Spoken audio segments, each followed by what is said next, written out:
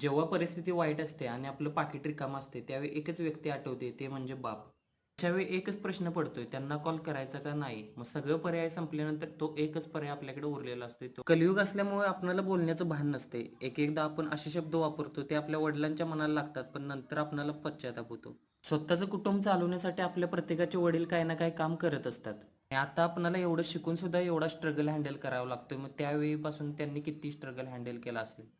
Attitude आणि इगोच्या नादात आपण कोणाशी बोलतोय हेच आपल्याला समजत नाही आणि याचा तोटा जास्त व्हायला लागलाय. बापाच्या मिठीत स्वर्ग असतो. आद्य मुलीला जेव्हा सासरी जाते ती त्यावेळी समजतोय आणि मुलाला बाप झाल्यावर समजतोय. त्यामुळे भावानं बोलताना भान ठेवत जावं, कारण बापाची प्रॉपर्टी नाही तर बापाची सावली सोबत असायला हवी. कारण आईशिवाय घर अपूर्ण आहे आणि बापाशिवाय आयुष्य. साधा विचार करा भावानो, जेव्हा तुम्हाला ताप येतो त्यावेळी बाप किती कळकळीनं दिवसभर तुमच्या सोबत असतो, पण त्याला जेव्हा ताप येतो तेव्हा तो लपवतो आणि जास्तीत जास्त दवाखान्याचा खर्च वाचवतो.